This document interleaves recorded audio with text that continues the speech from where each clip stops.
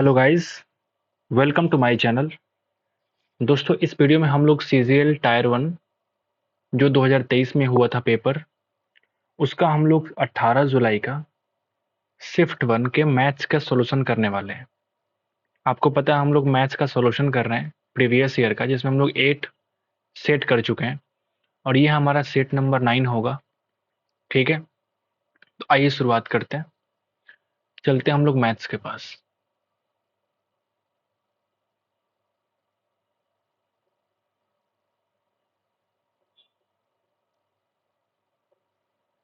जो first question है वो ये कहता है कि tan a/2 की वैल्यू अगर x है, tan a/2 की वैल्यू अगर x है तो आपको x की वैल्यू फाइंड आउट करनी है। इसका बेस्ट मेथड ये हो सकता है कि आप यहाँ पे a की वैल्यू कुछ मान लीजिए। तो हमने क्या कर लिया कि हमने लेट कर लिया कि लेट x a की वैल्यू हमारा 90 होगा। लेट कर लिया हमने, तो उस कंडीशन में क्या हो जाएगा, tan a/2 कितना हो जाएगा 45 और इसकी वैल्यू कितनी हो जाएगी 1। तो हम क्या करने वाले हैं कि इस सारे ऑप्शन में a की वैल्यू को 90 पटक के देखेंगे कि कौन सा आंसर 1 के बराबर आने वाला है, वही हमारा आंसर होगा। ठीक है, तो अगर हम यहाँ पे cos 90 की बात करें तो हमारे पास cos 90 क्या होता है, 0। तो 1 माइनस 0 1 और 1 प्लस 0 1, तो 1/1 का रूट कितना होगा 1। मतलब यहाँ पे जो x की वैल्यू यहाँ पे मुझे 1 मिली थी वो यहाँ मुझे मिल रही है, तो इसका आंसर 1 होने की संभावना है अगर बाकी किसी ऑप्शन में 1 नहीं आता है तो। यहाँ पे देखो 1 प्लस 1 कितना हो जाएगा, ऊपर √2 हो जाएगा और नीचे कितना हो जाएगा 1 माइनस 1 यानी कि 0। तो ये तो अनडिफाइंड हो गया, तो ये तो होने ही से रहा। यहाँ पे cos 90 की वैल्यू 0 माइनस 1 यानी कि ऊपर -1 और नीचे 1, सॉरी cos 90 0 होता है तो ठीक है, -1 और ये हो जाएगा 1 प्लस 1 यानी कि 1। क्या ये √-1 आ रहा है। यहाँ पे देखिए साइन 90 की वैल्यू होती है 1, तो 1 माइनस 1 0 और cos 90 की वैल्यू होती है 0 यानी 1। इसकी वैल्यू कितनी आ गई 0। तो ऑप्शन 2 3 और 4 तीनों में से कोई सेटिस्फाई नहीं हो रहा है, तो मैं कह सकता हूँ कि इसका ऑप्शन नंबर 1 क्या होगा, आंसर होगा। ठीक है, बाकी आप फॉर्मूले से भी कर सकते हैं, लेकिन ये ऑप्शन एलिमिनेशन बहुत अच्छा होता है इस तरह के सवालों में। आगे बढ़ते हैं, अगला सवाल क्या कहता है कि 20 लोगों की एक टीम का जो औसत भार है, आप बताओ 20 लोगों का एक टीम है जिसका एवरेज जो वेट है वो 59.8 केजी है। ठीक है, बाद में पता चला कि एक भार को गलती से 77 केजी के बजाय 68 पर लिया गया, मतलब कम पढ़ लिया गया। कम पढ़ने का मतलब ये हुआ कि जो एवरेज है वो थोड़ा ज़्यादा होना चाहिए। कितना ज़्यादा होना चाहिए, तो आपने कितना कम पढ़ा है पहले ये देखो। 77 के बदले आपने पढ़ लिया 68, इसका ये मतलब है कि आपने 9 केजी कम पढ़ लिया है। कितने लोगों में, तो आउट ऑफ 20 लोगों में आपने बांट दिया। यानी ये जो वैल्यू आने वाली है, इस एवरेज वैल्यू में अगर इसको मैं ऐड कर दूं तो ये हमारा नया वैल्यू होगा एवरेज का, जो आपको सही औसत निकाल के देगा। ठीक है, तो आइए जरा चेक करते हैं। अगर मैंने डिवाइड किया तो 0 को अगर मैं हटाऊंगा तो यहाँ बन जाएगा 0, समझ गए बात। और अगर मैं 2 से काटूंगा तो ये बन जाएगा 59.8, तो पहले से है, और प्लस ये बन जाएगा 0.45। इस 8 के बाद हम 0 लगा सकते हैं अपने मर्जी से। अगर आप इसको ऐड करेंगे तो ये बन जाएगा 25 और यहाँ पे कैरी एक ऐड हो जाएगा, मतलब 60.25 केजी। ये हमारा न्यू एवरेज है, न्यू एवरेज वेट आप कह सकते हैं इसको। अच्छा सवाल है, आप इसको लॉन्ग तरीके से बना सकते हैं, बट ये बेस्ट मेथड है। ठीक है, आगे चलते हैं अगले सवाल की तरफ। दूसरा सवाल क्या कहता है कि त्रिकोणमितीय सूत्रों का प्रयोग करके आपको इसका वैल्यू निकालना है। अब बताओ, त्रिकोणमितीय सूत्रों का प्रयोग करना जरूरी है क्या? क्या हम ऑप्शन का इस्तेमाल नहीं कर सकते? बिल्कुल कर सकते हैं। आप बताओ, अगर यहाँ पे x minus y x plus y दे रखा है और ऑप्शन में सारे कांस्टेंट वैल्यू है, तो क्यों ना हम x की वैल्यू को कुछ पटक दें और y की वैल्यू कुछ रख दें और फिर हम चेकआउट कर ले कि कौन सा आंसर मैच हो रहा है, क्योंकि सारे के सारे ऑप्शन डिफरेंट है। मैं क्या कर रहा हूँ कि x की वैल्यू को 45 मान रहा हूँ और y की वैल्यू को 0 मान रहा हूँ। ऐसा क्यों किया हमने, क्योंकि 45 की वैल्यू क्या होती है, 10 के फॉर्मेट में हमेशा 1 आता है। ठीक है, तो निकालना थोड़ा आसान हो जाता है। अब यहाँ पे देखिएगा कि साइन 45 माइनस 0 साइन 45, और साइन 45 प्लस 0 साइन 45, मतलब ये और ये तो कट जाएगा, ये बच जाएगा tan x plus tan y। तो tan 45 की वैल्यू हो जाएगी 1 और tan 0 0, फिर ये बोलेंगे tan 45 1 और माइनस 0, यानी कि 1/1 की वैल्यू क्या आएगी 1, और 1 ऑप्शन नंबर क्या है 3। तो त्रिकोणमितीय सूत्रों का प्रयोग करना कोई ज़रूरी तो नहीं, आपको सिर्फ ऑप्शन को एलिमिनेट करना होगा और सही ऑप्शन को चुनना होगा। उसके लिए आप सही तरीके से एक्स और वाई के वैल्यू पुटिंग करके भी इसका आंसर निकाल सकते हैं। ठीक है, चलते अगले सवाल की तरफ। जो अगला सवाल ये कहता है कि 30 पुरुष एक काम को 12 दिन में कर सकते हैं, 30 पुरुष किसी काम को 12 दिन में कर सकते हैं, तो 6 दिन काम करने के बाद 24 और पुरुष उनके साथ जुड़ जाते हैं। आप मुझे एक बात बताओ, इसको मैं लिखने से कोई मतलब नहीं था, क्योंकि अगर 12 दिन में काम पूरा करते हैं तो 6 दिन में आधा काम तो पूरा कर चुके होंगे। मतलब अब 30 मेन का सिर्फ 6 दिन का काम बाकी है, और 6 दिन के बाद 24 और उनके साथ जुड़ जाते हैं, यानी पहले 30 लोग थे, अब 30 और 24 54 लोग हो चुके हैं। तो ये काम कितने दिन में पूरा होगा, आप इसको इक्वेट कर दीजिए। नहीं हो पाएगा क्या? बिल्कुल होगा, m से m खत्म, और ये आप देखोगे 6 से 9 बार में, 3 तिरी के 9 और ये 10, टाइम की जो वैल्यू आने वाली है 10/3, और इसी को बोलते हैं 3 इंटीजर 1/3 डेज। ठीक है, 24 और नए लोगों के आने से वो काम जो है 3 इंटीजर 1/3 डेज में खत्म हो जाएगा। आते हैं अगले सवाल की तरफ। अगला सवाल क्या कहता है बताओ कि एक दो वृत्त है 10 सेंटीमीटर और 5 सेंटीमीटर त्रिज्या के, एक दूसरे को एक बाह्य बिंदु ये मान लो आप, बाह्य बिंदु के बारे में कह रहा है कि एक बाह्य बिंदु, और उस बिंदु का नाम क्या होगा, ए पर स्पर्श करते हैं। ठीक है, मान लिया हमने ये सेंटर और ये सेंटर, ठीक है, ओके, ये हमारा 10 सेंटीमीटर, ये हमारा 5 सेंटीमीटर। तो पी क्यू जो है O1 O2 केंद्र वाले उन दो वृत्तों की सीधी उभयनिष्ठ स्पर्श रेखा है। अच्छा, ये स्पर्श रेखा के बारे में कह रहा है, तो इस पी क्यू की लंबाई आपको फाइंड आउट करनी है। तो इसके लिए कुछ करने की आवश्यकता नहीं, इस पी क्यू का लंबाई जो होता है इसका फॉर्मूला आपको पहले से मालूम है कि केंद्रों के बीच का डिस्टेंस, ठीक है, डिस्टेंस बिटवीन सेंटर्स का square minus R1 minus R2 का स्क्वायर का अंडर रूट। ये पता है ना आपको? आप बताओ डिस्टेंस बिटवीन सेंटर, तो ये और ये सेंटर के बीच में ये O2 है और ये हमारा O1 है, तो इन दोनों के बीच का डिस्टेंस 10 + 5 कितना हो जाएगा, 15 का स्क्वायर, और माइनस R1 माइनस R2 10 + 5 यानी कि 5 का स्क्वायर अंडर रूट। एक बार जोड़ दीजिए, एक बार घटा दीजिए और मल्टीप्लाई कर दीजिए, 10 बाहर और रूट 2 अंदर रह जाएगा, और यही आपके सवाल का आंसर है। ये पी क्यू अगर ये उभयनिष्ठ अनुस्पर्श रेखा है, तो उस तरीके से इसका फॉर्मूला क्या होता है, डिस्टेंस बिटवीन सेंटर्स का square minus R1 minus R2 का स्क्वायर। आसान तरीके से करेंगे हम लोग, धीरे धीरे करेंगे, फास्ट करने की आवश्यकता नहीं है कि हाँ फटाफट करके निकल रहे हैं, कोई फायदा नहीं है। 2-4 सवाल ही करेंगे लेकिन अच्छे से करेंगे। ठीक है, एक पुलिसकर्मी को 400 मीटर की दूरी पर एक चोर दिखता है, ये पुलिस और इधर आपको चोर दिखेगा, और उन दोनों के बीच का डिस्टेंस है 400 मीटर।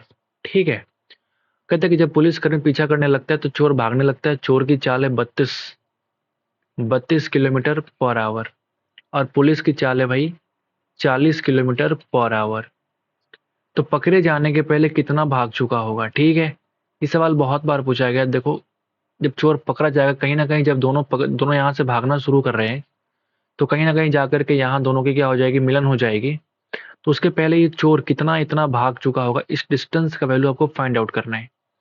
ठीक है, तो ये बड़ा ही आसान सवाल है। आप देखो जरा, 400 मीटर और टाइम टू कैच निकालना है, तो distance upon relative speed, same direction में भागने का मतलब ये हुआ कि स्पीड को हम माइनस करेंगे, यानी कि 8 किलोमीटर पर आवर चेंज कर देंगे 5/18, तब मीटर पर सेकंड हो जाएगा।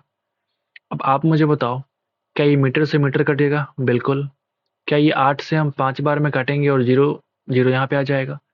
5 से आप काट लो 10 बार में, यानी TC टाइम टू कैच कितना हो जाएगा 180 सेकेंड। और 180 सेकेंड में ये चोर भी इतना भागा होगा और पुलिस भी इतना भागा होगा। तो आपसे पूछा कितना दूर भाग चुका होगा चोर, तो आप जरा चेक कर लेते हैं। डिस्टेंस बाय चोर, ठीक है, स्पीड इनटू टाइम। स्पीड है कितना 32, लेकिन क्या ये 32 लिख के मैं छोड़ दूं? नहीं, 5/18 करना पड़ेगा, क्योंकि आपका आंसर मीटर में दे रखा है। ठीक है, और टाइम तो हमारा ऑलरेडी सेकंड में ही आया है, तो 18 से कट जाएगा 10 बार में, 32 बचे 160 और एक जीरो और लगा दो, ये 10 वाला, यानी 1600 मीटर क्या है वो चोर भाग चुका होगा। ठीक है, बढ़िया सवाल है, लेकिन मुश्किल सवाल नहीं है, इस तरह के सवाल हर पेपर में आए हैं। ठीक है, आप इसको रिवाइज कर सकते हैं। आ जाते हैं नेक्स्ट सवाल की तरफ। निम्नलिखित में से कौन सी संख्या जो है पूर्णतः विभाजित करेगी, पूर्णतः विभाजित करेगी। इस तरह के सवालों का बेस्ट तरीका क्या होता है कि आप जो सिंपलेस्ट फॉर्म है ना, उसको आप कॉमन निकालो। अंदर बचेगा 1, यहाँ बचेगा 4, यहाँ बचेगा 4 का स्क्वायर और यहाँ बचेगा 4 का क्यूब। अब आप क्या देखोगे कि ये 4 की पावर 12 है, 4 + 1 5, प्लस ये 16 और ये 64। अब जरा देखो क्या होने वाली है, कौन सी संख्या को पूर्ण, हाँ ठीक है। तो अगर इनको हम जोड़ते हैं ना, तो 21 और 64 कितना बनेगा 85। तो आप मुझे बताओ ऑप्शन को चेक करके कि कौन सी ऐसी संख्या होगी इन सब में जो इस संख्या को हमेशा डिवाइड करेगी। अब ये तो कॉमन है, 8 5 13 होता है, अगर ये 3 का मल्टीपल होता तो हम बोलते कि 3 से कटेगी, लेकिन ये 85 हमेशा से 17 से कटेगा ना, तो मैं कह सकता हूँ कि इसका आंसर क्या होगा 1। ठीक है, अगर ऑप्शन में 5 होता ऑप्शन में, तो हम कहते हैं कि 5 से भी कटेगी, क्योंकि 85 5 से भी कटती है। लेकिन ना ये 3 से कटता है, ना ये 7 से कटता है, ना ही 11 से कटता है। मैं कह सकता हूँ कि 17 is the only option available hair by which this digit can be cut, right. आगे चलते हैं, अगला सवाल क्या बोलता है दोस्त। मान लीजिए कि ABC एक PQR की भुजाओं का मध्य बिंदु है। ये आ जाओ भुजा, कोई एक ट्रायंगल बना दिया हमने, ये P, ये Q और ये R। तो आपसे बोला कि PQR का मध्य बिंदु क्या है, A, ये हो जाएगा B और ये हो जाएगा C। अब इस ट्रायंगल को आप मिलाओगे तो आपको पता है कि मध्य बिंदु के ट्रायंगल से मिलाने से जो एरिया बनता है ना, ये वाला जो एरिया होगा, ये 1/4 एरिया ऑफ ट्रायंगल PQR। और इस ट्रायंगल का PQR का एरिया हमको दे रखा है 32। तो क्यों ना हम 4 से काट लेंगे, तो 8 सेंटीमीटर स्क्वायर इसका आंसर होगा। बहुत ही आसान सवाल। ठीक है, आगे बढ़ते हैं। अगला सवाल क्या बोलता है कि तृतीयानुपाती थर्ड प्रोपोर्शन निकालना है। थर्ड प्रोपोर्शन निकालने के लिए हम क्या करते हैं कि थर्ड वाले को मान लिया हमने, लेट थर्ड प्रोपोर्शन भी मान लिया हमने, ए मान लेते हैं उसको। ठीक है, उस कंडीशन में यहाँ पे दूसरे वाले को एक और बार लिखते हैं और इसको हम यहाँ लगा देते हैं। ठीक है, अब बताओ क्या हम इसको इस तरीके से दिखा सकते हैं? कोई फॉर्मूला याद रखने की आवश्यकता नहीं है। जब भी आप थर्ड प्रोपोर्शन निकालते हैं, थर्ड वाले को आपने मान लिया कोई वैल्यू, और सेकंड वाले को एक बार और लिख दीजिए और थर्ड यहाँ पे लगा दीजिए, सबको प्रोपोर्शनेट में कर दीजिए। अब क्या हम क्रॉस मल्टीप्लाई कर सकते हैं? उसके पहले आप देखो, ए स्क्वायर माइनस बी स्क्वायर और ये माइनस वाई, तो कहीं ना कहीं ए माइनस बी तो कटेगा ना। तो ऊपर क्या बचेगा, यहाँ पे ऊपर यहाँ बच जाएगा एक्स प्लस वाई, नीचे कुछ नहीं बचेगा, तो इसको इधर ले आओ। तो ये x minus y is equal to 1/a। अगर इसको अपोजिट करेंगे हम तब तो ए की वैल्यू निकलेगी, तो इधर वाले को भी अपोजिट कर देंगे, x minus y upon x plus y. और ये तुम्हारे सवाल का आंसर है। बहुत ही आसान सवाल, थर्ड प्रोपोर्शन निकालने का बेस्ट तरीका है ये। अगला सवाल कहता है कि 10,000 मूल्य की वस्तु खरीदने पर एक दुकानदार अपने ग्राहकों को 500 रुपए की फ्लैट छूट प्रदान करता है, और अगर आप अपने क्रेडिट कार्ड का इस्तेमाल करते हैं तो खरीदारी पर 7% का एक्स्ट्रा डिस्काउंट देता है। तो क्रेडिट कार्ड का प्रयोग करके 10,000 का सामान खरीदता है तो कितना भुगतान करना पड़ेगा। तो 10,000 का वस्तु आपने खरीदा है तो 5% आपको डिस्काउंट मिला तो बन गया 9500, और 7% का आपने एक्स्ट्रा डिस्काउंट दिया है, मतलब इसको हम कह सकते हैं इंटू 93/100, क्योंकि 100 की वस्तु को हमने कितने में दिया, 93 में। 2 शून्य से 2 शून्य काट दो। अब क्या आप मल्टीप्लाई करना नहीं जानते, 95 इंटू 93 मल्टीप्लाई करते हैं, ठीक है, मल्टीप्लाई करते हैं। तो 95 को अगर तुम 3 से मल्टीप्लाई करोगे, अगर ये 100 होता तो 300 होता, लेकिन 5 कम होने से 15 कम होगा, यानी 285, कैरी हो जाएगा 18, सॉरी 28।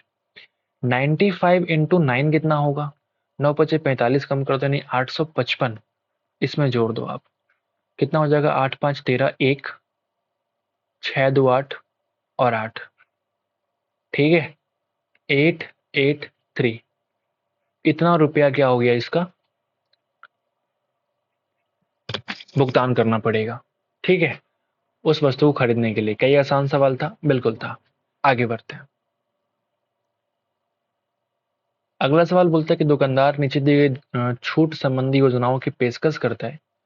पहला बोलता है कि 10% और 15% की 2 क्रमिक छूट, और 5 वस्तुओं की खरीद पर 2 वस्तु मुफ्त पाएं। किस योजना में छूट प्रतिशत अधिकतम है, ठीक है, ऑफकोर्स पी होगा।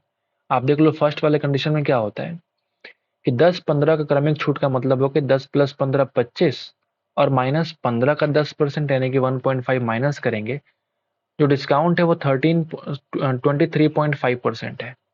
और जरा सेकंड ऑप्शन को चेकआउट करते हैं। 5 वस्तुओं की खरीद पे आपको मिला है 7, ठीक है, मतलब हमने पेमेंट किया 5 का और हमको सामान मिल गया 7। कितने परसेंट का प्रॉफिट हुआ बताओ आपको, 40% का। क्या ये और ये दोनों सेम है, बिल्कुल नहीं। तो ऑफकोर्स बी जो स्कीम है वो बेहतर स्कीम है। आगे बढ़ते हैं। नीचे दिए गए व्यंजक का सरलीकरण कीजिए। ए प्लस बी का होल स्क्वायर माइनस ए माइनस बी का होल स्क्वायर, और नीचे ए इंटू बी दे रखा है। क्या इसको हम लोग सॉल्व करते हैं फास्ट तरीके से। इसको हम लोग ये 326 ना लिख करके हम ए माइनस बी लिखना पसंद करेंगे। आप देखो जरा, ए माइनस सॉरी ए प्लस बी का स्क्वायर लिखा हुआ है, या माइनस है ए माइनस बी का स्क्वायर, और नीचे क्या है, ए इंटू बी, ठीक है। अब ये देखो, जैसे स्क्वायर करेंगे तो ये बन जाएगा A square plus B square plus 2ab, ये बन जाएगा A square plus B square minus 2ab, A square B square cut जाएगा, माइनस 2ab क्या हो जाएगा, प्लस 2ab, यानी ये बन जाएगा 2ab प्लस 2ab कितना हो जाएगा, 4ab, और नीचे तो ab है ही, ab कटेगा, आंसर क्या मिलेगा, 4, ठीक है। अगर 326 वगैरह मान के सॉल्व करते बड़ा लंबा होता या बोलने में बड़ा दिक्कत होता, तो हमने क्या मान लिया, ए और बी मान लिया, आपका आसानी से आंसर आ चुका है। आगे बढ़ते हैं। अगला सवाल क्या बोलते हैं, निम्नलिखित में से कौन सी संख्या 24 से डिविजिबल है।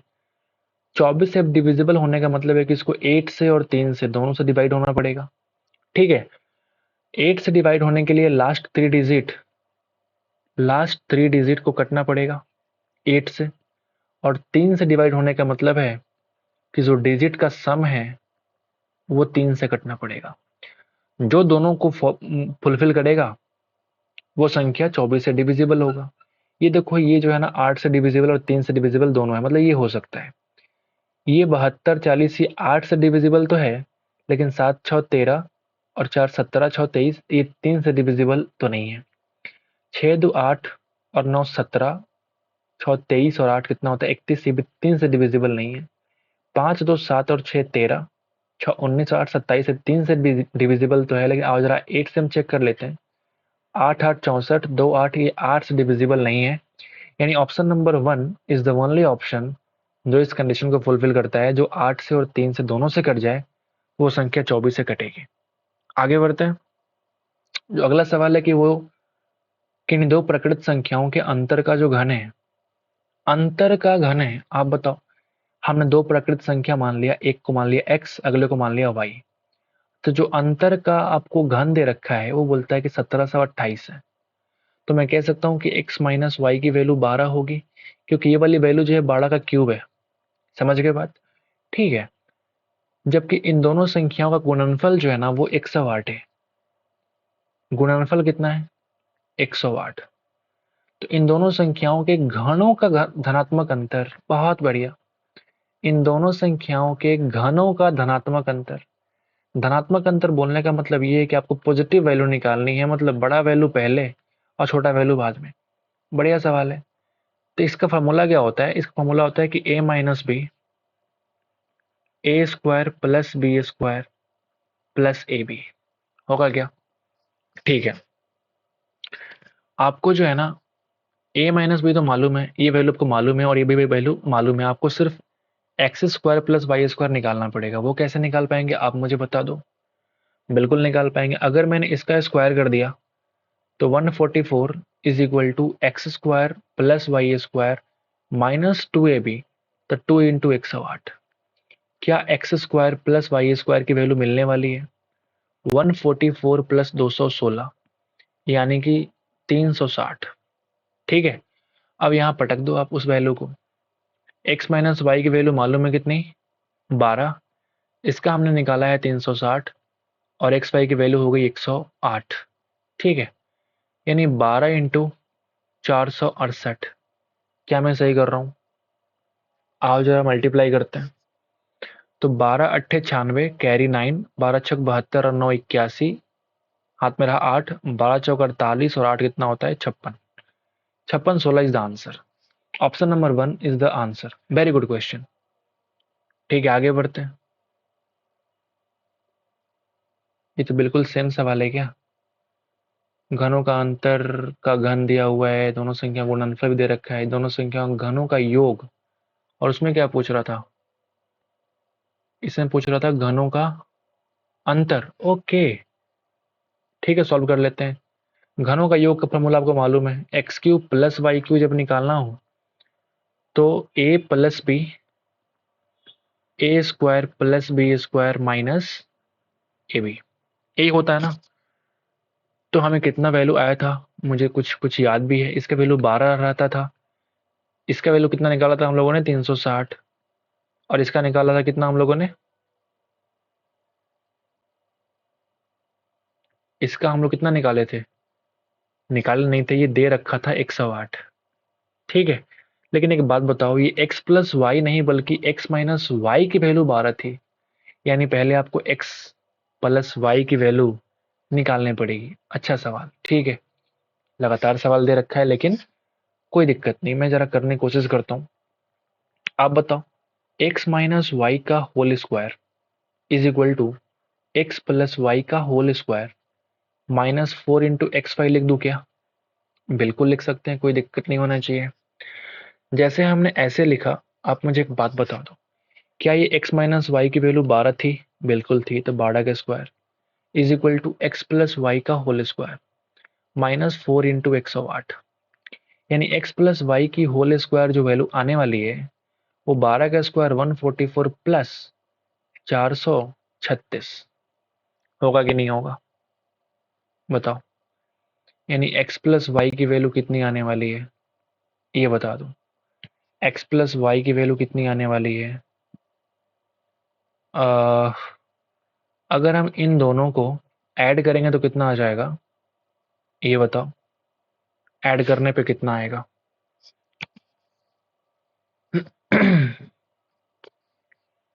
क्या मैं कुछ मिस्टेक कर रहा हूँ? 8 चौका 32 होता है, ना कि 36, यानी 32 होगा यहाँ पे।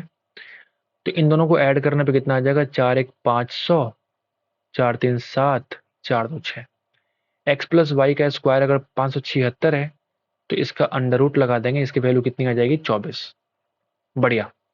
तो 12 के जगह पे क्या होने वाला है? 24। अब आप मल्टीप्लाई कर दो, तुम्हारे सवाल का आंसर आने वाला है 24 इंटू, ये घटा कितना आ जाएगा? 252। क्या? बिल्कुल 252 ही आने वाला है।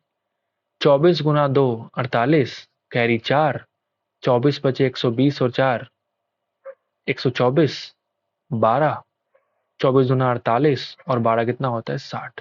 बहुत ही बढ़िया सवाल, बहुत ही बढ़िया सवाल। दोनों के दोनों सवाल बहुत अच्छे हैं, लेकिन फार्मूला बेस्ड सवाल है तो घबराने की बात बिल्कुल नहीं है। आगे बढ़ते हैं। अगला सवाल क्या बोलता है बताओ। निम्नांकित ग्राफ में दुकानदार द्वारा 5 वर्षों में बेची गई स्पोर्ट्स साइकिल की संख्या को दर्शाया गया है। ठीक है, समझ गए हम। 2021 में स्पोर्ट्स साइकिलों की बिक्री में पिछले वर्ष की तुलना में कितने % की कमी आई है? 2021 में पिछले वर्ष की तुलना में कितना कमी आया है वो बता दो आप। बताने की आवश्यकता है क्या? 200 से घट के 145 का मतलब 55 की कमी आई 200 में, तो 100 में कमी आया होगा 27.5 का, इसका आधा। और यही तुम्हारे सवाल का आंसर है। जो परसेंटेज 100 में निकालते हैं वही तो आंसर होता है। 27.5% इज द आंसर। कुछ भी करने की आवश्यकता नहीं है, प्लस माइनस गुना भाग, डायरेक्टली आप आंसर टिक करो। स्कूल का नाम दे रखा है, क्या बोलता है कि ए और डी को साथ मिलाकर उसमें जीव विज्ञान का चयन करने वाले कुल छात्रों और छात्राओं का अनुपात क्या है? ए और डी को हम चुन लेते हैं, ये ए है और ये तुम्हारा डी है। 900 का नामांकित विद्यार्थियों में से 900 में से 30% जीव विज्ञान में अध्ययन करते हैं, मतलब 9 गुना 3 यानी कि 270 विद्यार्थी इधर है। 18 गुना 8 यानी कि 144 विद्यार्थी इधर है। ठीक है, अगर हम बोलें कि 7:8 का रेशियो, मतलब अगर टोटल ये 15 है ना, 15 से डिवाइड किया, आप पहले 7 निकाल लो, तो 15 एकम 15, 15 8 120, 18 सतह कितना होता है 130, 18 सतह 8 सतह 56 और 70 126, यानी जो छात्र है ना 126 है, जो बाकी बचे हुए हैं वो कितने हो जाएंगे बताओ? जो बाकी बचे हुए छात्राएं हैं वो कितना हो जाएगा 144? क्या? बिल्कुल 144। ये बॉयज और गर्ल्स की बात हो रही है। ठीक वैसे अगर मैं इसका निकालूं तो आप डिवाइड कर दो इसमें 12 से और निकालो आप 5, यानी 12 गुना 12, तो 12 25 60 हो गया। और छात्राएं कितनी हो जाएगी? 12 सतह 84। आप इन दोनों को जोड़ दो, इन दोनों को जोड़ो, कितना हो जाएगा 126 प्लस 60 यानी कि 186। और नीचे आओगे तो 14 और 8 कितना होता है 22 यानी कि 228। क्या काटने के बाद आंसर आने वाला है? बिल्कुल आने वाला है, वही तुम्हारे सवाल का आंसर होगा। क्या ये 4 से कट रहा है? मुझे नहीं पता। ठीक है, क्या ये 6 से कट रहा है? दोनों ही 6 से कट रहा है क्या? 18, हाँ बिल्कुल 6 से कट रहा है। तो 6 गुणा 3, 6 एकम 6, 6 3 18, 4 8 यानी कि 6 अट्ठे 48, 31:38। ये तुम्हारे सवाल का आंसर। ये बढ़िया सवाल है, इसको कह सकते हैं। ठीक है, हम लोगों ने आसान बना दिया वो अलग बात है, सवाल थोड़ा ट्रिकी है। आगे बढ़ते हैं। अगला सवाल क्या बोलता है कि क्रमशः 320 मीटर और 540 मीटर लंबाई की दो ट्रेनें पी और क्यू समांतर पटरियों पर क्रमशः इतना और इतना की चाल से एक ही दिशा में चल रही हैं, तो एक दूसरे को पार करने में कितना समय लगेगा? Distance upon relative speed.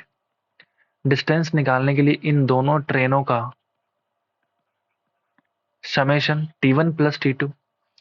एक दूसरे को पार करने के लिए दोनों ट्रेनों की लंबाई को पार करना पड़ेगा, और चूंकि सेम दिशा में चल रहे होने का मतलब क्या होगा, रिलेटिव स्पीड घट जाएगा, यानी 144 माइनस 108 यानी कि 36 किलोमीटर पर आवर।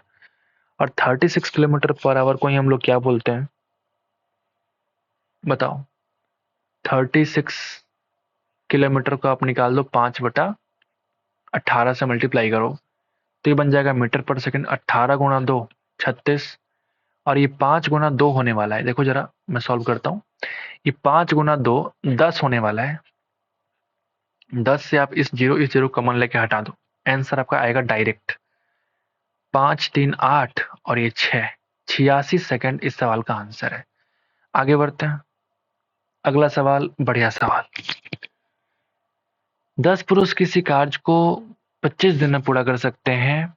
10 पुरुष किसी कार्य को 25 दिन में पूरा कर सकते हैं। 12 दिन कार्य करने के बाद 3 और पुरुषों को इस कार्य में पूरा करने के लिए बुलाया गया। तो 12 दिन काम करने का ये मतलब हुआ कि अभी जो है ये 25 दिन का काम बाकी नहीं है, बल्कि सिर्फ 13 दिन का काम बाकी है। और इसको करने के लिए 3 और पुरुषों को बुलाया गया। मतलब पहले 10 थे, अब ये 3 और पुरुष मिलकर 13 हो गए। तो अब काम कितने दिन में होगा? M से M खत्म, और 13 से 13 खत्म, तो क्या टी की वैल्यू 10 होगा? क्या बाकी बचे काम को 10 दिन में पूरा किया जा सकता है? बिल्कुल हाँ। अगला सवाल, राज की आय 45 वर्ष है, राज की आय 45,000 है और उसका व्यय जो है वो 33,000 है। अगर तुमने इतना कमाया है और इतना एक्सपेंड किया है, तो आप बताओ सेविंग कितनी होगी? 12,000। ठीक है। अगर आय में 20% और व्यय में 12% की वृद्धि कर दी जाए, 20% का मतलब कितना होगा? 45,000 का 20%, 4500 गुना 2 यानी कि 9,000 का इंक्रीमेंट हो गया। अब बन जाएगा इसका इनकम 54,000। और व्यय की बात करें, अगर 12% की वृद्धि, 10% हो जाएगा 3300, 1% 330, यानी 3300 और 330 और फिर से 330, यानी 660 को जोड़ देंगे तो 3960 को जोड़ना पड़ेगा। नहीं होगा क्या? 3960 को अगर तुम जोड़ोगे तो 960, 336 और ये 36,960 व्यय हो गया। तो अब बताओ सेविंग कितना है इन दोनों का डिफरेंस? तो प्लस 40 किया तो हो जाएगा 37,000 और 17,040 रुपया हो गया। अब सेविंग में कितना वृद्धि हुआ है आपको वो निकालना है। ये बढ़िया सवाल है। आप देखोगे 12 से 17 हुआ मतलब 5,040 की वृद्धि होती है। बेस वैल्यू था 12,000। आपको निकालना है परसेंटेज कितना वृद्धि हुआ है। निकाल पाएंगे क्या? फिर से हम आओ जरा काट करते हैं। 1 2 3, 1 2 3। क्या ये 12 से कट जाएगा? 12 चौक 48, 2 4 12 दूना 24। बहुत बढ़िया। आसानी से कटने का जब मजा है ना, वो तो सवाल सॉल्व करने के बाद ही समझ आता है। यानी 42% इस सवाल का आंसर है। बढ़िया सवाल था, बिना किसी तकलीफ के आपने सॉल्व कर लिया। यदि 5 वर्ष का साधारण ब्याज जो है मूलधन के 25% के बराबर है, यानी 5 वर्ष 25% के बराबर है, तो 1 वर्ष का जो एसआई है वो 5% है। और इसी को तो हम लोग कहते हैं रेट ऑफ इंटरेस्ट। इसी को तो हम लोग कहते हैं रेट ऑफ इंटरेस्ट। तो ब्याज जो है मूलधन के बराबर कब होगा? तो मूलधन तो 100% है, यानी 1 साल में 5%, 100 होने के लिए हमको 20 से मल्टीप्लाई करना पड़ेगा। यानी 1 ईयर में 20 से मल्टीप्लाई करोगे कितना हो जाएगा? 20 साल। और यही तुम्हारे सवाल का आंसर है। कोई फॉर्मूला नहीं, कोई PRT/100 नहीं। सॉल्व करिए दिमाग से, ट्रिक से। ए किसी काम को 20 दिन में पूरा कर सकता है, बी उसी काम को 15 दिन में पूरा कर सकता है। ठीक है। बी ने 9 दिन काम किया और फिर काम छोड़ दिया। आप बताओ 15 दिन में काम करने का मतलब है कि इसने 100% काम को 15 दिन में कर सकता है। अगर ये सिर्फ अगर ये सिर्फ 9 डेज काम किया है, तो क्या मैं कह सकता हूं कि 60% काम पूरा कर चुका है?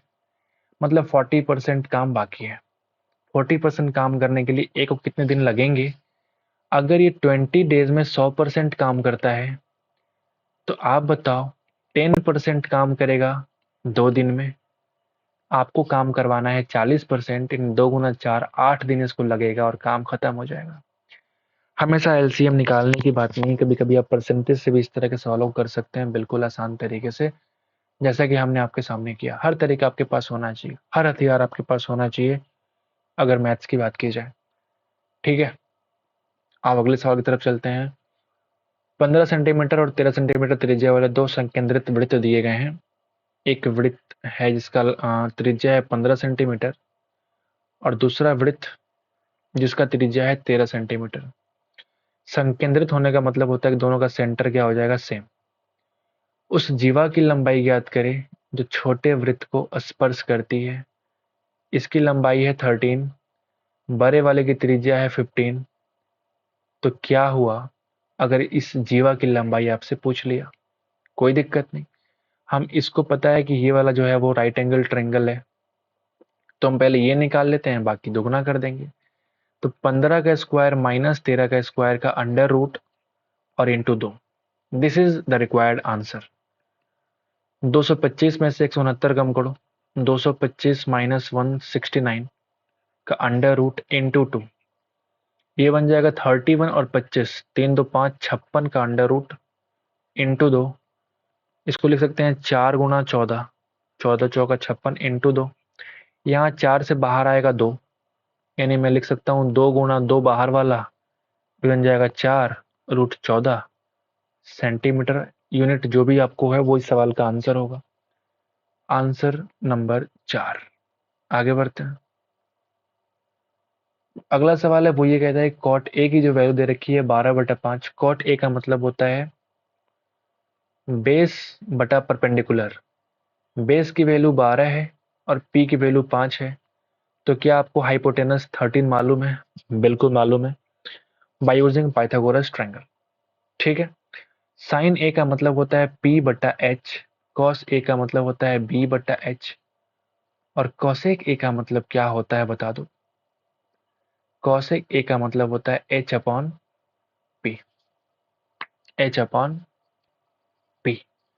अगर हम चाहते तो इन दोनों को मल्टीप्लाई करके 1 कर देते, वो उस तरह से भी आप निकाल सकते थे, बट हमने कर दिया तो कर दिया। नीचे एलसीएम ले लो, एच आने वाला है और ये बचेगा पी प्लस बी। ठीक है, into h upon p. H से एच खत्म, आंसर आने वाला है बहुत जल्द। आप देखो पी प्लस बी, पी की वैल्यू 5, बी की वैल्यू 12, तो 12 5 17, और नीचे है पी, पी का मतलब कितना है 5। 17/5 इज द रिक्वायर्ड आंसर। बढ़िया सवाल, आसान सवाल। नेक्स्ट क्वेश्चन क्या है? एक कंपनी द्वारा एक पार्क में 10 मीटर ऊंचाई और 48 मीटर आधार व्यास के एक शंक्वाकार तंबू लगाया जाता है। तंबू का वक्र पृष्ठीय क्षेत्रफल, कर्व सरफेस एरिया ऑफ तंबू, तंबू होता है शंकु के फॉर्मेट में, तो CSA ऑफ तंबू इज पाई आर एल। पता आपको ये तंबू है, आपके सामने दे रखा है कि ये इसका व्यास अगर 48 है तो रेडियस 24 रहा होगा। अच्छा, हाइट की बात कर रहा है क्या? बिल्कुल कर रहा है। हाइट कितना है? 10 मीटर। अगर ये 10 से ये 24 है, तो बाय यूजिंग पाइथागोरस आप इसका एल निकाल सकते हैं 26 के बराबर। नहीं होगा क्या? अब करके देखो, 26 आने वाला है। तो पाई आर एल, पाई में आंसर है तो पाई को हम कन्वर्ट नहीं करेंगे। आर की वैल्यू 24, एल की वैल्यू 26, मल्टीप्लाई करो आंसर ले लो। तो 24 छक 144, 14, 24 गुना 48, 14 कितना हो जाएगा? 62, 624, और ये पाई का पाई 624 pi is the answer. This is the required answer. जो आपको चाहिए आपको मिल चुका है। तो उम्मीद करते हैं कि ये सॉल्यूशन आपको अच्छे लगे होंगे। सेट नंबर 9 हम लोगों ने आज खत्म कर दिया। बहुत जल्द हम लोग पूरा का पूरा 39 सेट खत्म करने वाले हैं। तो अगर आपको अच्छा लगे तो इस चैनल को सब्सक्राइब कर सकते हैं, थोड़ा सपोर्ट कर सकते हैं हमें, जिससे मुझे थोड़ा अच्छा लगेगा और मुझे आगे वीडियोस बनाने के लिए और मोटिवेशन मिलेगा। Thank you so much guys for watching the video till this time. Thank you so much once again for having me. Good night.